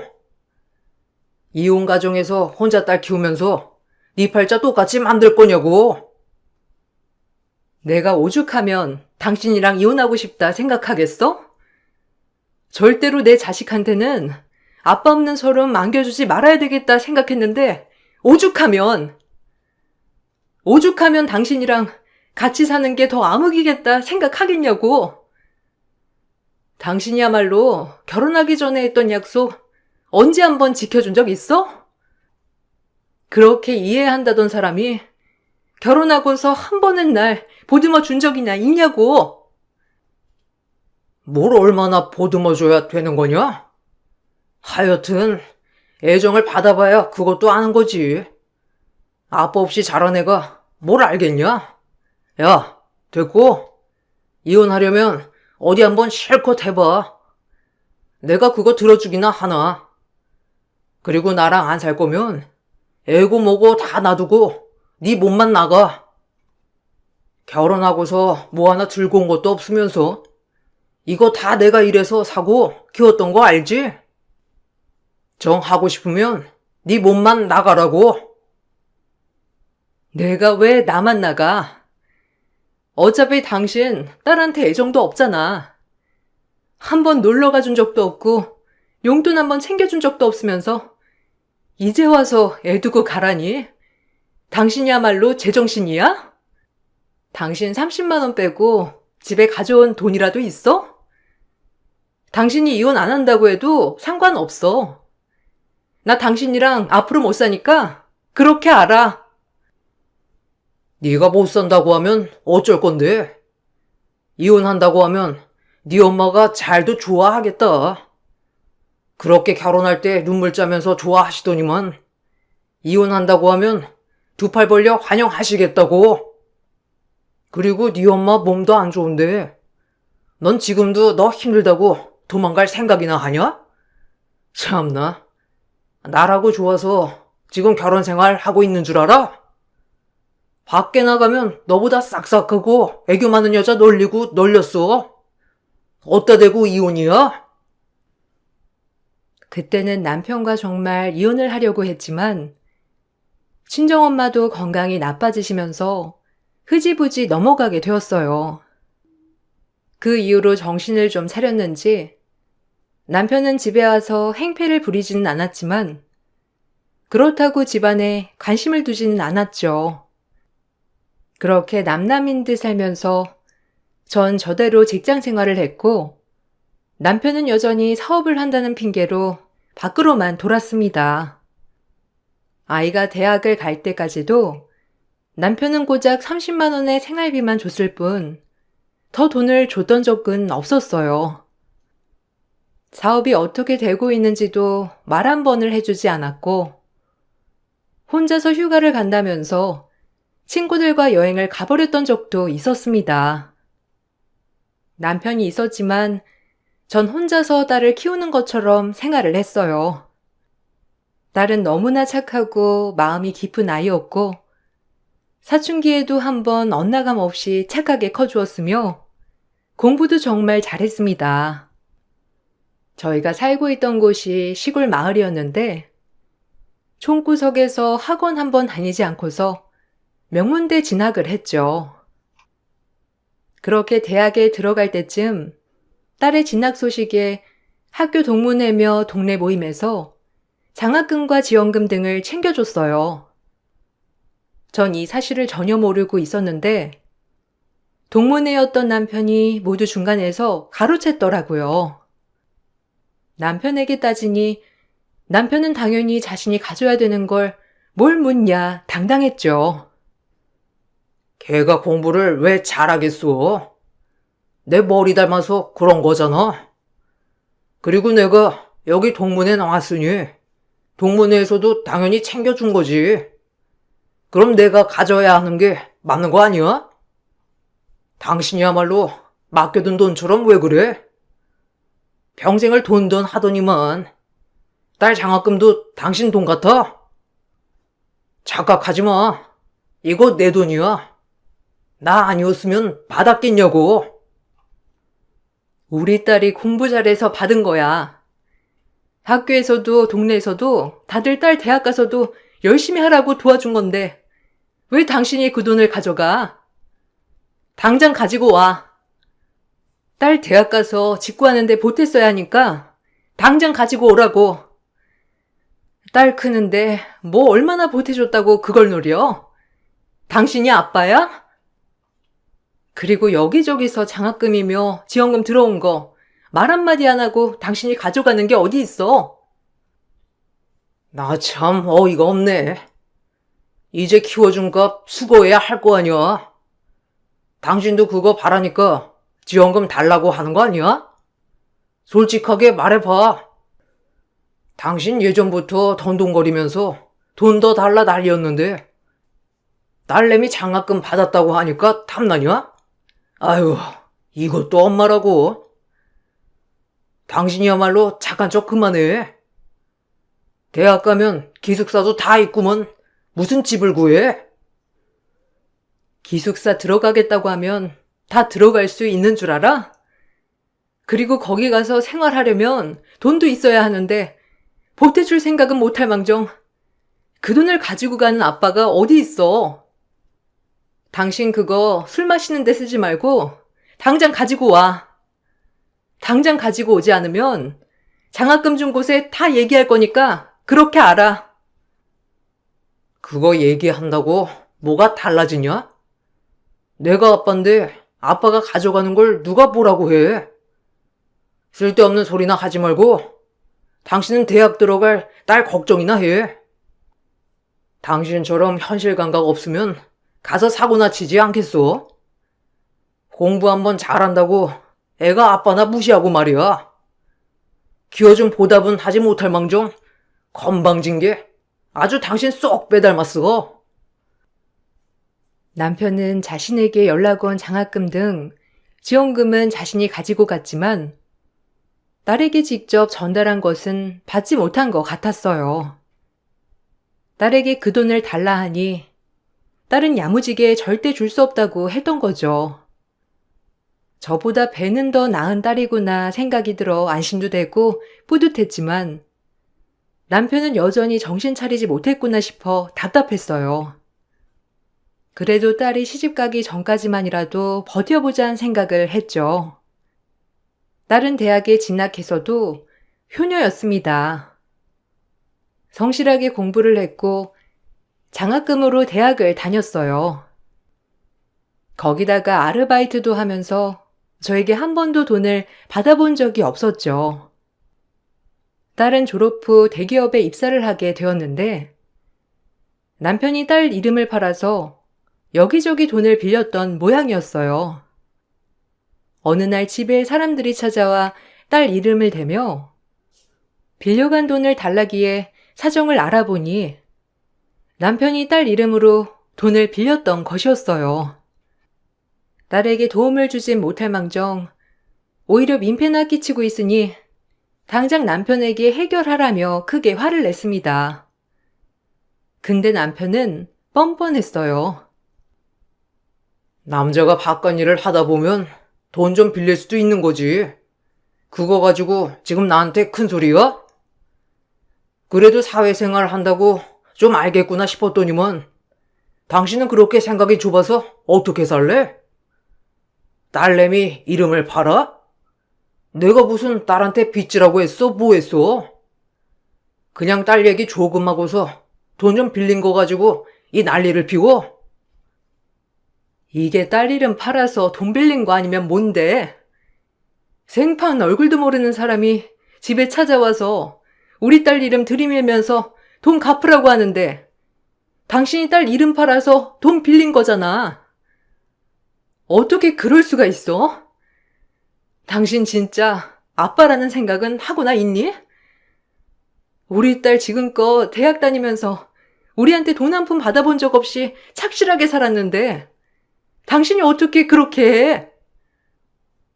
고작 대학 가서 돈 안 받았던 거 가지고. 야, 난 20년을 키웠어. 자식 20년 키우는 게 쉬운 일인 줄 알아? 밤낮 없이 일하면서 돈 벌고 그 돈으로 자식 키웠는데 그 정도는 해줄 수 있는 거 아니야. 막말로 걔가 나 아니었으면 이 세상에 태어날 수나 있었겠어? 태어나게 해준 걸 감사하게 여기면서 돈을 싸들고 와도 모자를 판국에 지금 뭔 소리를 하는 거야?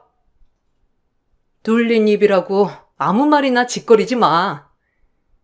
당장 이거 해결 안 하면 당신 두 발로 멀쩡하게 걸어다니게 안 할 거니까 그런 줄 알아.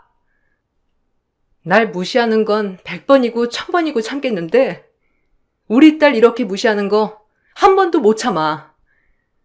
고작 당신 같은 게 아빠니까 지금껏 봐준 거야. 당장 해결 안 하면 당신 멀쩡하게 살 생각 하지 마. 전 지금 상황을 당장 해결하지 않으면 멀쩡하게 생활하지 못하게 할 거라고 했고 남편은 그 뒤로 잠적했어요. 아무리 연락을 해도 받지도 않았고 사업장도 문 닫은 채 방치됐죠. 시댁에 연락을 해봤지만 모두들 연락 한 번 없었다며 말했고 그렇게 잠적을 하고 3년이라는 세월이 흘렀어요. 원래부터 별 도움이 없었던 남편이었기 때문에 3년을 잠적했다고 해서 크게 생활에 지장을 줬던 것은 아니었어요. 그래도 남편과 헤어지기 위해서는 서류 정리도 필요했기에 실종 신고도 해두었는데 어느 곳에도 남편의 흔적을 찾을 수가 없었습니다. 3년이라는 시간 동안 딸은 좋은 사람을 만나 결혼을 준비하게 되었는데 사돈댁에서는 저희의 사정을 모두 다 알고 계셨어요. 딸에게 물어보니 이미 연애를 하기 전부터 집 상황을 모두 밝혔다고 하더라고요. 어떻게 보면 멀쩡하지 않았던 상황이었는데 사돈댁에서는 오히려 저와 딸을 위로해 주셨습니다. 사위 역시 딸을 너무나 사랑하고 아껴주는 게 눈에 보였고 저에게도 마치 아들처럼 살뜰하게 잘했어요. 무엇보다 딸이 결혼하고 싶다는 사람이었기 때문에 전 반대할 이유가 없었습니다. 모두의 축복 속에서 결혼을 준비하게 되었고 이미 그전부터 어느 정도 교류가 있었지만 공식적으로 상견례를 진행하게 되었어요. 상견례 자리는 너무나 화기애애했습니다. 바깥 사돈과 안 사돈 사이는 정말 좋았고 다정했어요. 그런 부모의 밑에서 자란 사이 역시 다정함이 몸에 배어 있었습니다. 분위기가 너무 좋은 와중에 갑자기 상견례장 문이 열리면서 누군가 들어왔는데 바로 3년 전 잠적한 남편이었습니다. 저와 딸이 놀란 표정으로 쳐다보고 있으니 남편은 아무렇지 않게 저희 옆으로 와 앉더니 인사를 하더라고요. 인사를 들은 사돈댁에서는 저희만큼이나 당황한 눈치였습니다. 전 서둘러 남편을 끌고 밖으로 나왔는데 남편은 여전히 뻔뻔했어요. 3년 동안 연락 한 번 안 하더니만 갑자기 딸 상견례 자리에는 어떻게 나오게 된 거야? 당신이랑 이제 상관없는 일이니까 여기서 이러지 말고 당장 나가. 그리고 나 당신이랑 이혼할 거야. 한 번 연락도 없더니 뭔 생각으로 온 거야? 사돈댁에서도 당신 3년 전에 잠적했다는 거 다 알고 계시니까 분위기 깰 생각하지 말고 당장 나가라고. 멀쩡히 아빠가 살아있는데 어떻게 딸 상견례에 참석을 하네? 아무리 내가 3년 잠적을 했다고 쳐도 아빠는 아빠야. 당신이 무슨 권리로 내 자리를 없애는 건데? 뭐 사돈댁에서 다 알고 있다고 하니 얘기하는 건 더 쉽겠네. 들어보니까 사돈댁이 좀 빵빵하던데? 뭐 받은 건 없대? 아무리 시대가 바뀌었다고 하지만 딸 시집 보내면 그쪽에서 뭐 하나 해줘야 하는 거 아니야? 뭐? 지금 딸 가지고 장사하니? 헛소리 작작하고 당장 사라지라고. 당신 아빠 자격 잃은 지 오래니까 여기서 나 화내고 싶지도 않고 당신이랑 이렇게 얘기하는 것도 싫거든? 그나마 사돈댁 안에 계시니까 이 정도로 말하는 거야. 딸도 아빠 없다고 생각한 지 오래야. 당신이 이렇게 나타난다고 해서 달라지는 거 하나도 없어. 그건 네 생각이고 이건 3억인데 당신이 좀 내줘. 나 혼자서는 도저히 안 되겠더라고. 당신 돈 잘 벌잖아. 딸 결혼하니까 뭐 모아둔 돈도 많이 있을 거 아니야. 제가 모아뒀거나. 아니다. 사돈댁 잘 산다고 들었는데 당신 안 되면 빌려달라고 하지 뭐. 이거 안 갚으면 나 큰일 나. 아비 없는 딸 만들 거냐? 서류 가지고 사돈댁 가기 전에 당신이 해결 좀 해줘. 남편은 기가 막히게도 카드값이며 카드 대출이며 총 3억이나 되는 채무를 저보고 갚아달라며 뻔뻔하게 요구를 했습니다. 눈 하나 깜짝 않고 말하는 남편이 기가 막혔지만 이런 걸 남편이라고 지금껏 참았던 저도 한심하다는 생각이 들더라고요. 그 순간 가게 방 안쪽에 계셨던 바깥 사돈께서 나오시더니 저희 쪽으로 다가왔어요. 제 표정을 보시고서는 남편에게가 볼을 내리치셨습니다. 남편과 저 모두 깜짝 놀랐죠. 남편은 이게 뭐 하는 짓이냐며 고래고래 소리를 치더라고요. 바깥 사돈도 더 놀라운 얘기를 했습니다. 당신, 나 알죠? 아마 알 텐데. 3년 전에 당신이 사기친 공장 사장이 바로 납니다. 당신 덕분에 우리 공장 다 망할 뻔 했는데, 날 잊으면 안 되지. 공장장이랑 짜고 날 속이니 좋았습니까? 거래한다는 핑계로 우리 사업 카드로 여자 동석해 술집 다니지 않았어요? 그 집 사람들 참 불쌍하고 안 됐다고 생각했는데 사돈이시라니. 당신 내가 3년을 쫓아다녔어. 뭔가 오해가 있으신 것 같은데 저 그런 짓 안 했습니다. 거기 공장장이 짜고 친 걸 제가 어떻게 같이 사기를 칩니까? 저도 피해자예요. 어디서 많이 봤다 했더니만 그 공장 사장님이셨구먼. 에잇, 잘 됐습니다. 안 그래도 당신이랑 할 말도 많았는데 우리 딸내미 데리고 가니 뭐 제가 사기친 건 아니지만 둥쳐주시죠. 당신 딸? 누가 당신 딸이야? 우리 며느리는 여기 이쪽에 계신 사부인 딸인데 무슨 소리를 하고 있어? 그리고 남의 상견례까지 쫓아와서 이게 무슨 행패야? 당신 잘 만났어. 그동안 사기친 거 이제 갚아야지. 그 공장장 지금 콩밥 먹고 있는데 이제 당신 차례야. 내가 2배고 3배고 다 갚게 만들 테니까 두고 봐. 전 남편이 여기저기 빌린 돈 때문에 잠적을 한 줄 알았는데 그 돈뿐만 아니라 사기까지 치면서 잠적을 한 것이었어요. 그 피해자가 바로 사돈댁이셨던 거죠. 전 너무나 당황스럽고 미안한 마음이 들었지만 사돈댁은 저를 탓하지 않으셨어요. 남편에 대해서는 이미 오래전부터 알고 계셨다고 하시더라고요. 잠적하기 몇 년 전에 우연히 지인 소개로 안면을 트게 되었는데 그때부터 술 대접을 즐겨하고 가족에 대해서는 애정이 없어 보여 가족들이 참 안쓰럽다 생각을 하셨다고 말씀을 해 주시더라고요. 심지어 집에 30만 원만 갖다 준다며 당당하게 얘기하는 남편을 보면서 같은 남자로서 치졸하다 생각을 하셨대요. 사기를 당하고 나서 남편을 신고했지만 찾지 못했고 실종 신고도 되어 있어서 더 이상 진행을 할 수 없었다고 하셨는데 이렇게 상견례 자리에서 마주하게 된 거죠. 전 사돈댁에 너무나 죄송스럽고 미안한 마음이 들었지만 오히려 사돈댁에서 저희를 도와주셨어요. 다시 사기죄 소송을 진행하기 전에 저에게 이혼을 먼저 해달라고 하셨습니다. 전 사돈댁의 도움을 받아 이혼을 진행했어요.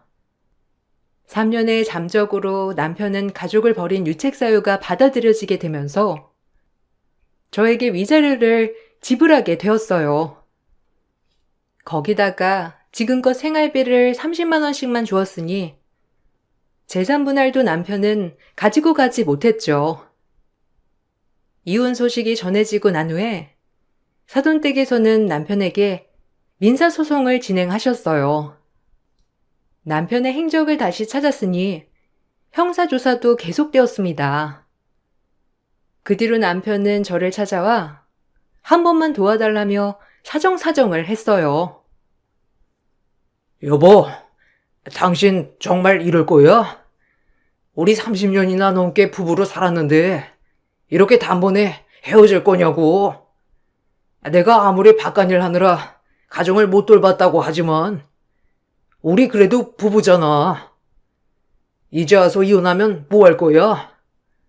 딸도 결혼한 마당에 당신도 외로울 거 아니야? 그러지 말고 나 좀 도와줘. 내가 이번만 잘 해결하면 가정에 충실할게. 어디서 개가 짖는지 모르겠네. 그러게 35년이나 부부였는데 우리가 진짜 부부였나 싶을 정도로 당신한테 애정이고 뭐고 없어. 근한 추억도 없는데 이제 와서 부부니 뭐니 할 필요가 뭐가 있니? 당신이야말로 뻔뻔하다. 당신 내 남편 아닌 지 오래야. 이혼 소송한 건 단지 서류 정리하려고 한 거고 당신이랑 나랑 언제부터 부부였어? 당신 그러지 마. 당신 나 사랑하잖아. 내가 3년 잠적해서 그런 거 같은데 나도 다 이유가 있었어. 사기치려고 한 게 아니라 살려고 내가 아등바등 하다가 나도 모르는 사이에 휘말리게 된 거라니까. 내가 아무리 그래도 사기를 쳤겠냐고. 사돈댁에서도 오해한 거 같은데 당신이 좀 잘 말해주면 안 될까? 내가 이렇게 부탁할게. 약 먹었니? 뻔뻔한 건 여전하구나. 그래, 고소까지 당한 마당에 뭐가 무섭겠니? 어디 접근금지라도 시켜줄까? 그것까지 더한다고 뭐가 달라지겠어? 그래, 내가 여러 개 고소해 줄 테니까 같이 해결해봐. 앞으로 한 번만 더 내 앞에 찾아와. 당신 철장 신세 질 때도 멀쩡하게 걸어다니지 못하게 해줄 거니까. 알았니? 당장 사라져. 남편은 끝까지 뻔뻔하게 부탁을 했지만 전 들어주지 않았습니다. 그렇게 남편은 형사 처벌을 받게 되었고 처벌을 받은 이후에도 민사배상으로 사기친 금액을 배상하게 되었어요. 알고 보니 시댁에서 그동안 잠적을 도와줬던 모양이더라고요. 배상하려고 시댁 재산까지 싹 다 처분한다는 소식을 들었는데 그걸 해결해 준다고 해서 남편이 정신을 차릴지는 모르겠습니다. 아마 도와준 건 모르고 또다시 사고를 치겠죠. 그렇게 남편과 헤어지고 난 후 전 이런 게 해방감이구나 느끼고 있어요. 딸이 결혼하고서 사돈네에는 저의 가장 친한 친구가 되었고 저는 딸을 시집 보낸 게 아니라 좋은 친구와 사이를 얻었습니다. 35년 동안 남편 같지도 않은 사람과 결혼 생활을 하면서 저에 대해서도 많은 생각을 하게 되었고 지금은 저와 비슷한 사연을 갖고 있는 사람들을 도와주기 위해 일을 하고 있어요. 제 긴 사연을 들어주셔서 감사합니다. 여러분들도 곁에 소중한 사람들과 함께 하시길 바랄게요.